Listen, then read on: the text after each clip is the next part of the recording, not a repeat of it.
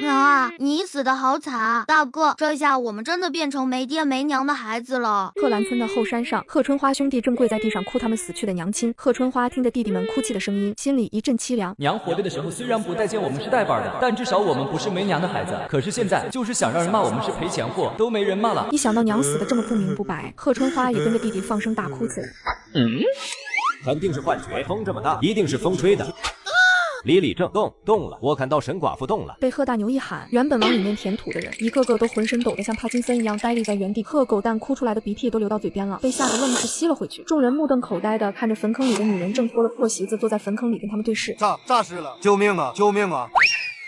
咦？沈画画看着刚刚往他头上铲土的男人，这是原主的邻居贺大牛，是个实在人。贺大牛旁边是贺兰村的李正，一瞬间一段陌生的记忆涌入脑海。是的，他穿了。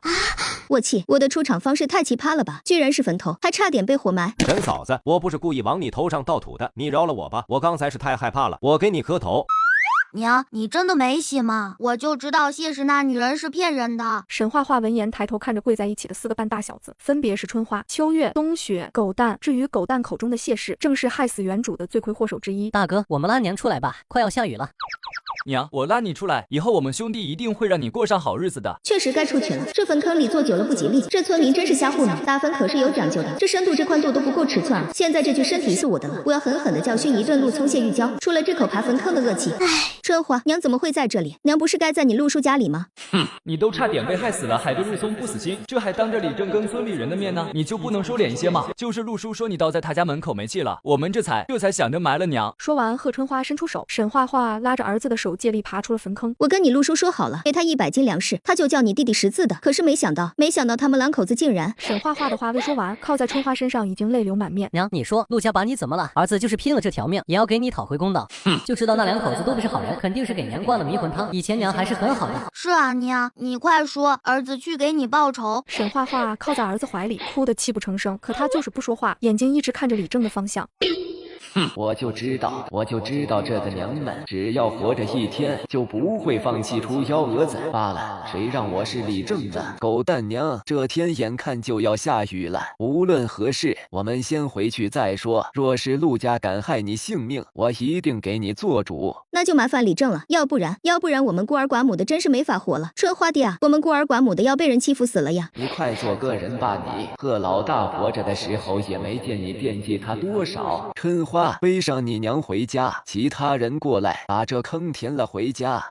沈画画躺在床上回忆着原主的生平。原主在丈夫死后就被陆聪色诱，将她纳入陆家当二房。这下谢玉娇不干了，所以在哄她到家了以后，一碗掺了耗子药的红糖水，断送了原主的性命。这女人啊，4个儿子就是你的底气啊，干嘛非得要找个男人再嫁了呢？现在春花有媳妇了，等他们3个再娶上媳妇，被4个儿媳妇轮流伺候，这难道不香吗？突然沈画画感应到空间还在，心里一阵暗喜。沈画画在10岁的时候意外得到了一个储物空间，里面被他放了很多物资。自从有了空间，就知道会穿，可是这出场方式也太奇葩了。算了，有空间在，我做个精致貌美的婆婆也没那么难以接受了。娘，你终于醒了，狗蛋，快让你哥他们回来。沈画画看着眼前的儿媳妇流逝，最明显的就是肚子，很显然她怀孕了。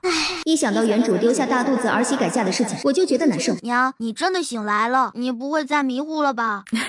放心吧，娘没事了。这真是一份大礼啊！不但有4个儿子，这马上还要做奶奶了。娘，家里再没粮食了，这是儿媳挖的野菜，您先将就一下，晚上儿媳再想办法，看能不能借粮食回来。唉，村里人都不富裕，谁会愿意把粮食借给我们家这个无底洞呢？沈画画看着碗里的汤水时，不由得怀疑，这也能喝？一碗汤下去，我会不会中毒？娘不饿，先放着吧。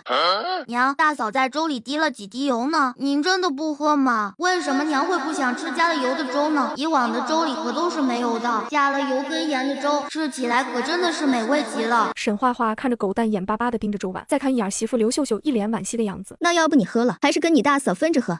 不用了，我们不饿，娘身体弱，娘喝。好了，娘真的不饿，你们快喝吧，喝完了就陪娘去陆家。刘秀秀一听婆婆还想去陆家，脸色一阵难看。陆聪占了我们家那么多便宜，你瞎造，人家连个面都不露，你可倒好，醒来就赶着去陆家。狗蛋，你哥他们呢？娘，春花他们去堵陆家的门了。刘秀秀虽然很气婆婆的不在，可是她一个儿媳妇还不敢明着说婆婆的不是。陆聪这么奸猾，再加上虚伪的谢氏，这几个孩子怎么可能斗得过呢？还得是我来才行。狗蛋3两口解决了半碗糊糊，将剩下的一半塞到刘秀秀秀手里。大嫂，你在家吧，我陪娘去陆家，一会儿人多，别再磕着碰着你了。狗蛋说的是，你在家小心肚子。沈画画说了一句，没理会一脸震惊的刘秀秀，带着狗蛋就出门了。画画刚一出门，不远处3两成群的女人就对着他指指点点。哟，这是又活了，怎么还想着别人的男人呢？有些人也不知道怎么就那么欠，没了男人活不下去一样，真给女人丢脸。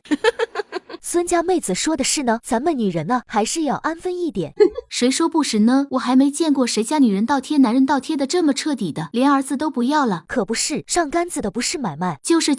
沈画画冷眼看着这群女人，真是比那下蛋的老母鸡还要聒噪。为首的女人是原主的情敌孙寡妇，孙寡妇跟原主一样，是老同生陆聪的爱慕者之一。孙寡妇，你凭啥骂我娘？这个女人只要跟娘碰上就要骂娘，我娘又没有抢了她的男人，真是狗拿耗子多管闲事。呀哈，这是哪里来的野孩子，竟然敢顶嘴！我说你娘了吗？我没说吧，我说的可是那天天找男人睡觉的小狐狸。这年头见过捡钱的，我还没见过捡妈的呢。你娘都没肯生，你就替她认了。哼，这个贱女人，明明将几个儿子当老黄牛使唤的，偏偏几个儿子还当她是个宝。可是我呢，把自己的儿子当祖宗养着，可儿子还是动辄就打骂我，嫌弃我丢人。我哪里就不如这个少狐狸了？陆同生见了我都爱搭不理的。狗蛋人小，可是他已经懂事了，听到孙寡妇那么骂他娘，忍不住跳起来跟他对骂。哼，你才是少狐狸，你还跟……狗蛋，你是个孩子，大人的事情跟你无关。狗蛋看着他娘把他护在身后，心里一阵窃喜。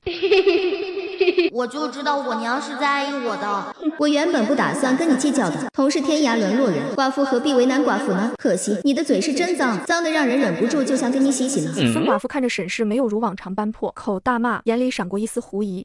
这沈氏今日怎么不对劲啊？很不对劲。不过那又如何？就你这小身板，根本打不过我。听说你死了又活了，是不是下面没找到相好的鬼男人满足你，这才不甘心又活了呀？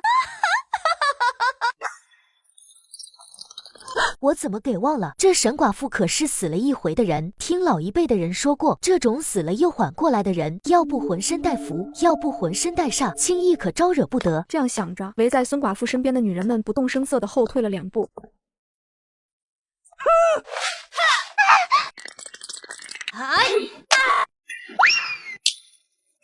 以后一定不能得罪沈氏，他现在太凶残了，就连孙寡妇都不是他的对手。不会吧，这沈寡妇什么时候力气这么大了？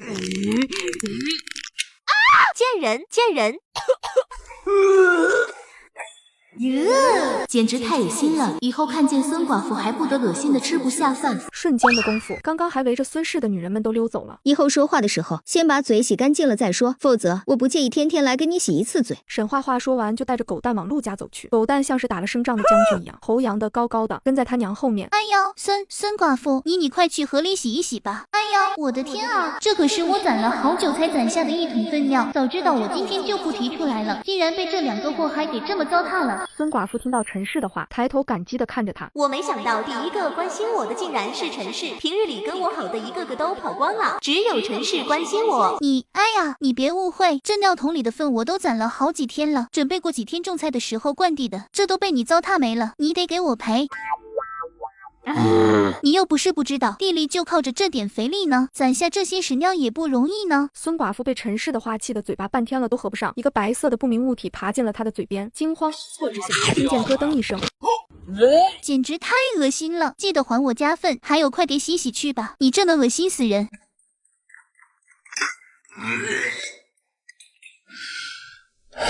幸亏我进来的早，哎呀，我的妈呀，真是太恶心人了！不行，明天我还得去找他赔我的粪去，全靠这点东西种我的地呢，都给我祸害了，真讨厌！沈画画走到陆家门口的时候，陆家大门紧闭，只有他的3个便宜儿子在门口守着。娘，你怎么来了？贺春花看着狗蛋一脸乐颠颠的样子，心头一阵火大。这都什么时候了，我娘竟然还来陆家，狗蛋也是不知道劝着点吗？这个狗蛋每次都是这样，娘做错了事情不知道劝着点，每次还跟着一起闯祸。娘，你醒了也不好好休息，万一再晕倒了怎么办？好了，我没事，你们也别怪狗蛋。哼，臭小子，当我眼瞎啊？你们闹眼神，能把狗蛋一口吃了似的。陆大哥，谢嫂子，快点开门呀！我是画画，我来看看你们。虽然说这个朝代寡妇可以改嫁，为什么你就非得给人当小呢？就是给我们找爹，也得找个上门的吧。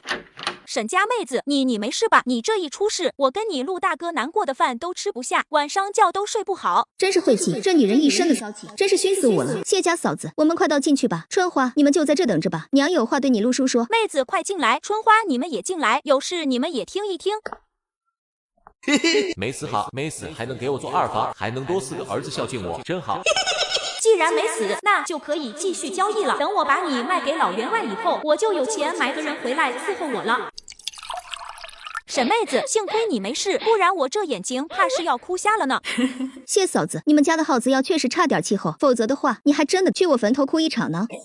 你什么意思？谢嫂子，我没什么意思，就是听说是你们好心发现我断了气，这才将我送回去的。我来是想感谢你们的。沈家妹子客气，我们马上就是一家人了，这些都是应该的。看这老匹夫的色呀，我真想捏他一顿。沈画画看着别扭的大儿子，一阵好笑。你们去大门口等着吧，一会儿事情处理完了，我再叫你们进来。接下来的场面比较少儿不宜，我可不想在儿子面前留下这彪悍的印象呢。我如果走了，这2对1，怎么都是我娘吃亏呀？娘，我们还是留下吧。放心吧，不会有什么事情的。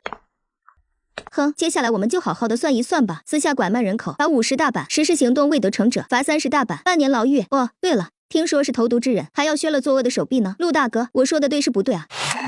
这女人啥时候这么聪明了？竟然连我们禹朝的律法都知道。沈家妹子，你看，贱人，你胡说八道什么？什么投毒，什么拐卖？你快滚出我家！谢嫂子，注意你的言辞，我很不喜欢别人骂我小可爱呢。谢氏这个贱人真是不打自招啊！那个沈家妹子，你说你到底想怎么样？就是你进来了当大的，谢氏当小也是可以的。进陆家就不用了，以前你们吃了我贺家多少，今天就给我还回来，否则的话，去见了官，你就得给我双倍还回来。陆聪一听到官，瞬间就慌了。沈家妹子，你放心，我们还，以前拿了你多少，都给你还回来。一听要把吃到肚子里的东西吐出去，谢氏不乐意了。还什么还？还给沈氏，我们吃什么？再说了，那个都是沈氏自愿拿过来的。既然如此，那就没什么好说的了，见官吧。妹子，沈家妹子，我们还，你个贱人，叫你还就还，别忘了这个家是谁当家。既然如此，300斤粮食，家里头风干的野鸡野兔子，还有借给你的2两银子，陆同生看看是折银子还是给粮食。沈家妹子，粮食一斤25文，吃了你家的野鸡野兔子，一共给你2两银子，再加上借了你的2两，我给你10两银子，如何？陆同生说笑了，25文，那是1年前的价格了，如今粮食已经涨到33文了，300斤粮食，再加上野鸡野兔，还有我借的2两，一共13两才对。你会算学？忘了告诉你了，我爹生前是秀才呢，幼年时候曾经学过。陆聪家里的钱还要给登科买笔墨的，你敢给他，我跟你没完！闭嘴，无知妇人！沈家妹子，我们之间，陆同生放心，我跟你本就没什么关系，以前的事情就一笔勾销了。都是谢氏这个小可爱，要是听我的话，把沈氏纳了进来，哪里会有这么多幺蛾子？就在陆聪以为没什么事情的时候，画画走到院子里，对着门口向里张望的春花4人喊道：“春花，你们进来。陆同生没有办法教你们读书识字，所以这家具什么的都搬回去吧。狗蛋，去喊李正过来，就说娘在陆家。娘，我马上去。沈家妹子，你这是什么意思？陆同生觉得是什么意思？教不了我儿子读书，还想理所当然的霸占我家的东西吗？门口已经有不少村民围了过来，好奇的伸长了脖子往里看。可是这是什么？陆同生想想自己的儿子。娘，李正来了。这个沈娘们只要能喘气，就不会消停一会。李正来的正好。陆同生觉得自己才疏学浅，没有办法教我家儿子们读书，不但归还来我家的家具，还要补偿我5两银子作为精神损失费呢。精神损失费是个什么东西？陆同生，感谢你花银子澄清我的名声，以后谁也不能误会我们之间不清白了。毕竟你可是有一个马上成为秀才的儿子呢。这个小可爱又拿我儿子的前程威胁我，好，我给沈家妹子好样的，你很好。李正看着这2人一直打哑谜，不由得一阵心累，一个个都心眼子比筛子还多。既然如此，那我就做个见证，给钱吧。以后就算2清了吧。陆同生说的是2清了，呵呵，2清怎么可能？2清了别人还看什么？陆同生，咱们来日方长。春花，带着家具回家，回去了娘给你们割肉吃。好的，娘，回家。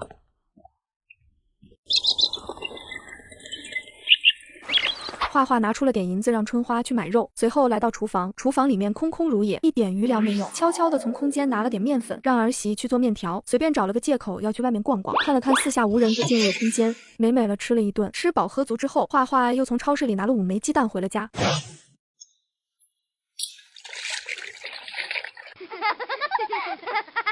孩儿们，我回来了。娘，你出去怎么不喊我们呢？你们忙了一天了，喊你们干什么？娘就是想补偿你们，就想着去碰碰运气，看能不能捡到野鸡蛋，没想到还真的被我碰上了呢。这山上我们都跑遍了，野鸡毛都没见着，娘一出门就捡到野鸡蛋，真是奇怪。娘秀秀说那面粉是你，是我以前藏起来的。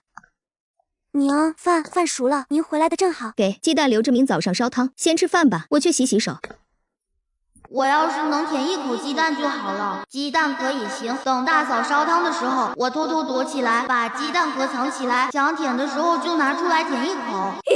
画画洗完手，看着几个便宜儿子都蹲在地上，一脸懵圈。你们不在餐桌上吃，蹲在地下干什么？不好，我怎么给忘了？原主一直喊几个儿子赔钱货，吃饭不让上桌，他们一直都是蹲在地上吃的。你们是不想原谅娘吗？娘已经在努力改好了，怎么会继续让你们蹲在地上呢？娘，你别哭，儿子不是这个意思。怎么觉得我娘好像比以前难对付了呢？以前破口大骂的时候，我们低着头装鹌鹑，可现在默不作声的流泪，还真是让人有些头疼呢。对啊，娘，我们没有这个意思，我们就是习惯了蹲着吃饭。看来这一跪我也是免不了的，我要是不跪，婆婆就能哭到明天去。你跟着添什么乱？肚子这么大，伤着我孙儿怎么办？坐下吃饭。孙儿，我没有听错吧？以前娘都是喊赔钱货的。起来，大哥，你们快起来！娘说了，以后都不跪了，对吧，娘？对，起来，快吃饭，饭都凉了。画画看着几个孩子因为能吃上肉的幸福表情，又想到原主的所作所为，脸色越来越难看。怎么办？婆婆这是嫌弃我吃的多了吗？可我好久没吃过肉和白面了，一下就没忍住啊。吃饱了，我回屋躺躺去。娘，不再吃点了？吃什么吃？气都气饱了。这糟心的人事，我得洗到猴年马月去才能洗白白。往常婆婆可是要吃2大碗的，今儿个怎么吃的这么少？什么东西坏了吧？得拿出来才行，否则我今晚上恐怕熏得睡不着。我去他。算了，气坏了身体没人替，生活虐我千百遍，我待生活如初恋。哼，这个懒货为什么要把用过的月事带放在床底呢？以前他究竟是怎么用的？难道不洗一洗就这么拿出来用吗？娘，你怎么了？哪里不舒服吗？我没事，别进来。我的天哪，这算不算大型社死现场？明明是原主弄出来的恶心事儿，偏偏社死的是我呢。娘，你没事吧？娘，你嫌弃我？娘不是嫌弃你，是娘身上太脏了，以后大家每天晚上都要洗澡，这样对身体好。娘，我去给你打水，秀秀锅里烧开水了。娘，都是我不好，我没发现你的衣服没洗，娘，对不起。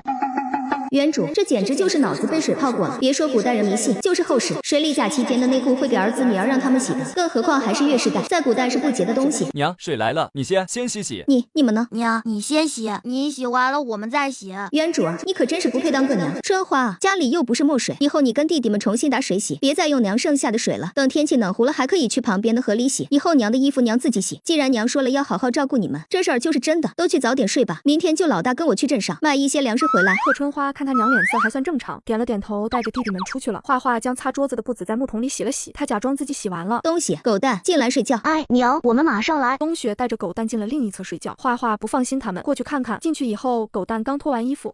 哎呀，我去，这个画面是可以看的吗？虽然我大概似乎已经要当他们一辈子的娘了，可是这样坦然的看他们遛鸟，是不是有点那啥？娘，您还不睡啊？你们没穿内内？内内是什么？你们不知道内内是什么？就是球裤。不知道。哎呀，我的天啊！老三呢？你该不会也光着吧？娘，那个我都长大了，舅舅不用跟狗蛋一样被娘看了吧？被窝里待着，娘不看，娘谁也不看，你睡吧，被子盖严实了，什么都别露出来。狗蛋也是，这么大孩子了，以后别在娘面前光腚了。哎呀，我去，真是造孽啊！我差点就毁了人家孩子的清白。老三跟狗蛋光着，那老大老二肯定也是光着的呗。幸亏贺大虎是个有本事的，盖了几间房子，否则的话，我来了以后就得跟这几个光屁股崽子睡一个屋了。明天给他们拿几个小裤裤出来，每个人都穿上。安慰了自己一阵以后，听见狗蛋他们屋里传来平稳的呼吸声，画画这才钻进了空间，美美的洗了热水澡，换了身衣服，站在镜子前面，看着里面风韵犹存的美艳妇人，一阵心惊。怪不得陆聪那老色批不想卖了呢，这是什么绝世美人啊！明明小时候被马氏那个老钱婆折磨的不成样子了，可是在贺兰村被贺大虎教养了10几年以后，竟然可以恢复的这么好，这是什么神仙体质啊！自恋完以后，这才出了空间。睡吧，等明天睡起来再把衣服换回来就行了。吃完饭，画画跟老大顾春花就出发了。他们的去村头那里等宋家的牛车，去镇上的话，1人2文钱。画画母子过去的时候，已经有人在等车了。这女人不是天天缠着陆同生吗？怎么今天有空去镇上了？哟，这同生夫人怎么有空去镇上啊？不和你家同生老爷吟诗作对了。孙二娘是原主的死对头，画画没有理会孙二娘的挑衅，她可不是原主，就这么跟她对骂起来。宋大哥，这是我跟春花的车钱，你收一下。哎，好。画画上了车，就靠着儿子的身上闭目养神。孙二娘没有等来预期的结果，虽然心里还有点疑惑，但也就此熄火了。其他人没细看，也就一个个的不说话了。到了白马镇，画画看着身边的大儿子，觉得有点碍眼。他今天有正事要办，带着儿子可不方便。春花，你去随便逛逛吧，看看有什么需要买的。等会儿在城门口这里汇合，坐你送书的牛车回去。娘，那个你放心吧，我没事儿。小小的白马镇，你还怕娘丢了不成？快去吧。说完就跟他相反的方向走去。画画只顾着打发大儿子离开，不要妨碍他作弊了，却没有发现贺春花一脸的无奈。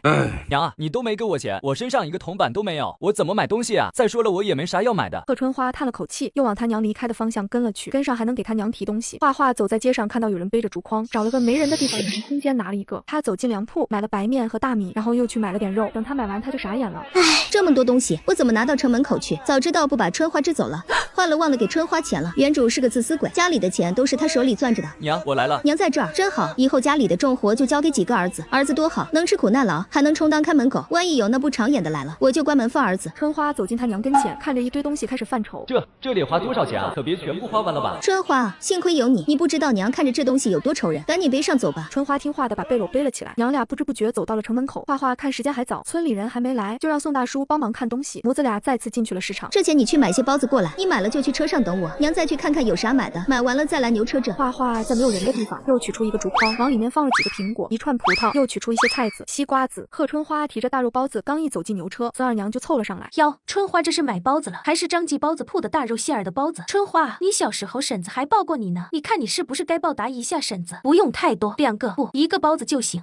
这女人脸皮咋这么厚？明明买的时候被娘无视了，这会儿又凑上来。你这样说，我倒是想起来了，春花小时候我还给她把过尿呢。春花被这女人一说，村里老少媳妇的眼神有意无意的扫过她的裤裆。你们看啥？没见过人还是咋地？咋能没见过呢？没见过我咋生得出孩子？就是没见过你的而已。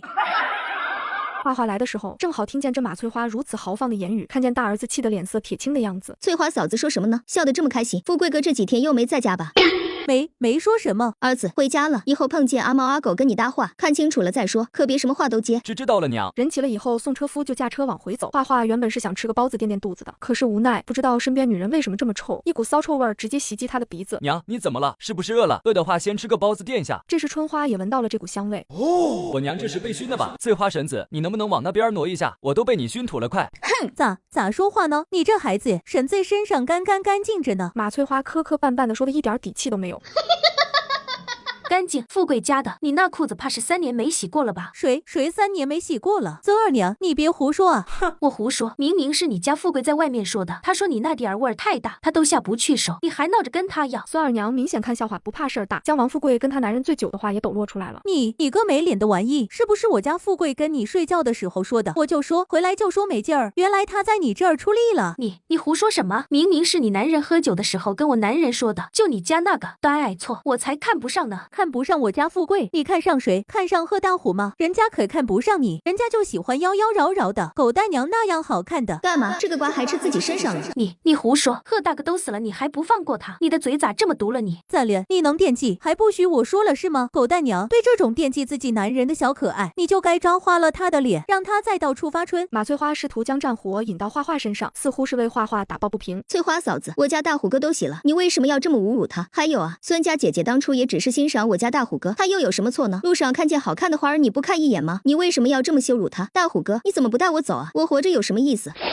画画将脸上的泪水拭于人前以后，一头扑进春花的怀里。富贵家的，你过了啊？怎么可以不尊敬亡人呢？孙家妹子跟大虎可没什么事儿，你不要胡说。他把沈家妹子气的，哭的都快岔气了。车上的人七嘴八舌的开始指责马翠花口无遮拦，拿喜去的人说是马翠花一张嘴说不过那么多人，气得一张脸铁青。就连一旁跟马翠花对骂的孙二娘也低着头开始沉默，一句话也不说了。娘怎么变得这么爱哭了？以前娘跟村里发生争执的时候，一直都是撒泼打滚，跟他们对骂很久，最后以失败告终。回家以后又把气撒在我们们身上的。娘，你别哭了，以后儿子好好孝顺你。经过这件事后，车上的女人们终于安静了，牛车摇摇晃晃，像个摇篮一样，很快就到了村口。而这时花花睡得正香。娘，我们到家了。春花一只手将背篓放在地上，喊她娘下车回家呢。一低头才看见怀里的人昏迷着。娘，你怎么了？娘，马翠华，你把我娘气晕了，我跟你没完。春花声音跟炸雷似的，吓得正准备回家的几人就是一个机灵。马翠花像是见了鬼似的看着靠在春花怀里的花花。你说气晕了，怎么可能？怎么不可能？你怎么这么歹毒啊？我娘都晕了，你还这样说？花花被春花第一句话就吵醒了，听见儿子说她晕了，她差点笑出来。这孩子是不是傻？不过人家这么维护我，我也不能放水啊。春花，到家了吗？是不是你爹来接我了？娘，您别说胡话，儿子带你回家。秋月带着狗蛋已经看了3回了，终于看见娘跟大哥回来了，却发现他娘竟然被大哥扶着走，带着狗蛋就赶紧过来了。娘怎么了？大哥，娘咋了？马翠花一看花花醒了，又看见贺家老二出来了，吓得连滚带爬的就跑了。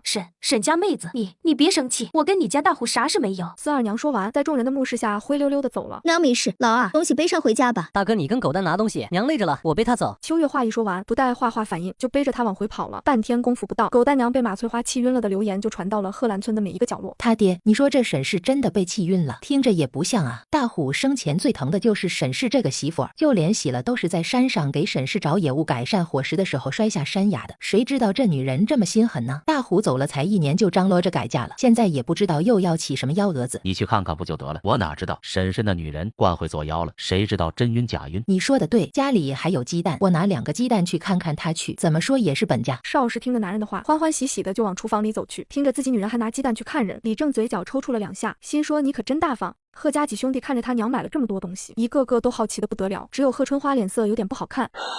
娘把钱花光了，以后可怎么办？现在离下手还早，看来只能找个活计赚点银子补贴家用了。沈氏，你这个小娼妇，老娘不在家几天，你这是要反了呀！你这窝里横的怂货，你怎么就没洗透了呢你？门外一个老妇人咒骂的声音让画画一阵懵逼。这是在骂我？这熟悉的声音难道是原主的婆婆杀来了？贺婆子刚从闺女家回来，一来就听说这小娼妇嫁人不成，还差点让人给弄死埋了，又是差点死了，又是被人给气晕的，满肚子怒火。贺婆子丢下包袱就杀过来了。你这个娼妇，我儿活着的时候欺负我儿，我儿走了你又欺负我孙子，你怎么在外人面前这么怂啊？怎么在家里横的那股劲儿就不能用在外人身上了？你个小娼妇你！这怎么出来了？不是被气晕了吗？怎么还有力气爬起来？贺婆子看画画笑眯眯的往来走，一时有些底气不足。你想干嘛？我告诉你，我可是你婆婆。你笑啥？怪瘆人的。画画看着贺婆子背在后面的手，心里有些好笑。这婆婆也是个有意思的。娘，你手里拿的什么呀？我拿的什么跟你有什么关系？你个不要脸的小妮，你刚刚喊我啥？她不敢置信画画竟然会喊她娘的，这嫁过来几10年了，背地里喊她老娼妇。刚刚吗？喊你娘？怎么了？难道我喊的不对吗？你怕是有病！我不跟你说话。春花媳妇儿，给你拿的3个鸡蛋，补身子，可不要让馋嘴的小不要脸给吃了。贺婆子将手里的鸡蛋塞到刘秀秀手里，嘴边骂的小娼妇也临时换成了不要脸的，一句话骂完头也不会跑了。娘，这鸡蛋留着家里吃吧，你奶奶的心意不能浪费了。刘秀秀点了点头，以前她可不敢当着婆婆的面收奶奶的东西，2位婆婆吵起来的时候，她就是中间的出气筒，可难做了。娘，我奶刚到是脸红了吗？是啊，你奶她不好意思呢。狗蛋的大嗓门传出去好远，娘俩的对话差点让贺婆子摔个跟头。她回头狠狠地瞪了一眼画画，嘴里似乎还在骂着什么。狗蛋，这碗肉去给你爷奶端过去吧。娘，你说给我奶他们，不然呢？就请你吃你奶的窝头了。好，娘，我马上回来。刚进门的春花看见狗蛋端着碗出去了，原本要吃肉的心情瞬间就不好了。就知道只要有点好吃的，娘就得屁颠颠的给陆家送去。就这一碗肉，都够我们吃好几天了。大哥，过来吃饭了，娘炒的红烧肉。直到一家人坐在饭桌上吃饭，他看着狗蛋快将脸埋在碗里去的样子，眉头紧锁。为了一口吃的，竟然背叛我们给陆家送肉，这小子最近真是见收者。老二吃着吃着，眼泪就哗哗往下流。这老二不愧是个酷宝，吃个饭也能吃到哭。贺家老宅里桌子上一碗冒尖的红烧肉配米饭，正散发着诱人的香气。贺二虎看着2个女儿不停咽口水，有心想说分点肉给孩子吃，可是一想到这是大嫂让端过来的，他们就不敢下嘴。大嫂刚嫁进来就鼓动大哥分家，这么多年过去了，连大房的一根针都没见过。今天怎么了？太阳打西边出来了。二虎，去端出去，省得我看见了胸口疼。贺婆子嘴里不停分泌着口水，可是一想到老大媳妇那一声娘，她就浑身都不自在。黄鼠狼给鸡拜年，他肯定是憋着什么坏呢？这么多年不喊我死老婆子就不错了，啥时候管我叫过娘啊？你这个人端过来吃，我就不信了，老大家的能下毒了不成？爷，我先尝一口，看大伯娘下毒了没？小琴说着，用手抓了一块最大的肥肉塞进嘴里，好吃，爷奶好吃。咋地？老娘饿着你们了？咋眼皮子这么浅呢？苏轼，看你养的好女儿，还有没有一点教养了？贺老太看着小孙女儿的做派，气不打一处来，长辈还没动，小辈用手抓着吃。还不把你妹妹拉回来？你怎么当的姐姐？贺婆子看着苏氏的做派，气得半天说不出一句话来。我这是上辈子造了什么孽呀？娶回来的媳妇一个个都是搅家精，老大家弟闹归闹，可他还没咋打过几个孩子。老二家的这个动不动就拿孩子撒气。贺云豆拉着妹妹往出走，眼眶里眼泪都快涌出来了。我不出去，我要吃肉。大伯娘家今天背着背篓回去的，肯定还有很多肉。滚，都给我滚出去！贺婆子看着小孙女小年纪就这么能撒泼，气得两眼冒金花。这个赔钱货，不信连小琴都拉不动，肯定是故意的，故意害我被婆婆骂。贺婆子看着苏轼，恨不得下去抽他几个鞋底子。老二，你就这样看着你媳妇打孩子？娘小时候就是这样打你们的。贺婆子自问她不是什么刻薄的人，不然就不会让老大媳妇骑在她脖子上。可她没想到是，她这个奶奶还没对两个孙女怎么样呢。苏轼倒是上手的快，只要一不顺心就开始打孩子。娘，你别气，回头我骂他，以后一定不会再打孩子了。先吃饭吧，这肉多香，大嫂可是第一次给您端肉呢，您多吃点。贺老太看着苏轼那一脸他没错的样子，顿时气不打一处来。你给我滚出去！你自己还是个女人呢，你咋就心这么狠？苏轼看老太太不依不饶的，嘴里哼了一声就出去了。不就是没生儿子吗？明着说不在乎，还不是鼓动二胡打我？这个老妖婆，她就知道偏心老大家。我要是有4个儿子，还用这么委屈吗？我画个圈圈诅咒你。画画可不知道，他给老宅的一碗肉引发了一场风波，更不知道贺老太因为这肉愁的两眼发黑。吃过饭，趁孩子在收拾碗筷的时候，画画想偷偷的上山透透气，顺便再进去空间吃上一块雪糕。娘要出去吗？我陪你去。娘，我也去。娘，那个我。行了，你们俩跟上也行，秀秀就不用去了，我去山上逛逛，一会儿就回来了。画画说完就带着秋月跟冬雪上山了。娘，你现在真好。放心吧，娘以后会一直这么好的。我们分开挖野菜吧，你们去那边，我去这边，一会儿就在这里汇合。娘，你一个人行不行啊？放心吧，这么不行，你们可别偷懒，等会儿娘可是要检查的。保证不偷懒的，娘你小心点儿。兄弟两人看着他娘走得很稳当，这才往另外的方向走去。看着四下无人了，画画悄悄钻进了空间，美美的吃了一块雪糕。家里有个孕妇，狗蛋也才8岁，其他几人也都是一副营养不良的样子，不能我一个人吃独食。等下拿点鸡蛋，再顺便拿只鸡，这样好解释一点。有蛋就有鸡嘛。画画将东西准备好，看时间差不多了，就出了空间。首先把鸡蛋放在了一边，然后又看向了老母鸡。亲爱的小鸡鸡，先委屈你一下了，我来了。哎呦，这小鸟皮是想要本鸡的命吗？秋月，东西，救命啊！救命啊！儿子，你们在哪里呀？秋月，救命！老三，我怎么听着娘喊我们救命呢？你听。糟了，二哥快走，娘不会遇到野猪了吧？两人丢下手里的野菜，就往声音的源头跑去。娘，你在哪？娘，你别怕，我来救你了。这，你们快来，吓死我了！两人走近一看，没有想象中的野猪，倒是有一只鸡快被他娘压死了。娘，你怎么在地上啊？快起来！你们终于来了。这只鸡它非往我怀里撞，差点把娘给撞死了。女人不要脸，起来，连鸡都欺负。娘，你别哭了，回去了我给你出气，炖了它吃肉，看它以后还敢不敢丈娘了。给你抱着吧，娘都快吓死了。娘，你别怕，这就是个野鸡，虽然长得不如别的野鸡好看，但是肉还是很香的。老子是家鸡，我是野鸡。娘的运气真的就这么好吗？出个门就能捡到野鸡蛋，上个山野鸡都往怀里钻。那我们赶紧回去吧，这儿有野鸡，娘害怕。不对，既然有野鸡，说不定有野鸡蛋呢。画画说着，假装害怕的四处看了看。秋月和冬雪也顺着他娘的目光四处打量。哥，二哥真的有蛋，还不少嘞。二哥，这野鸡可真能下10个蛋呢。娘，这鸡蛋放在背篓里，用草遮住才好呢，别一会儿碰见熟人了，人家惹麻烦。好，娘听你们的，你们决定就好。此时的春花一脸的不高兴，可是秀秀想了半天，也不知道她男人这是咋了。春花什么都好，就是有啥事都喜欢藏在心里。春花，你这是咋了吗？有啥事你说出来，憋在心里憋出病来了咋整？我就是不明白娘她到底想怎么样，家里的日子也不好过，她自己吃啥都是应该的，可她竟然还让狗蛋给陆家送肉。什么陆家？娘没给陆家送肉啊？没送，那中午那么冒尖的一碗肉送哪里去了？你可真是个呆子，我还以为什么事儿呢。见了娘，你可别再拉这个脸了。那肉是端给老宅的。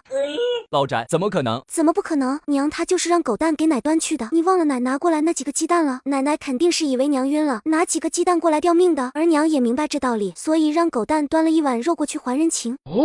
原来是这样啊！看来我误会她了。等下娘回来，我给她赔不是。赔什么不是？以后有啥事你别第一个把婆婆往坏了想，她肯定也会明白你的心的。今天你这一赔不是，万一婆婆觉得我们不信任她，心又偏向了老陆家怎么办？你说的这行吗？那怎么办？这会儿要是说出来，婆婆指定会觉得陆聪比我们好。行，就听你的吧。大嫂、大哥、狗蛋，我们回来了。冬雪的声音传来，春花心里就是一个咯噔，也不知道他娘有没有注意到他今天脸色不好，万一他娘看出来了，问起的时候他该怎么说呢？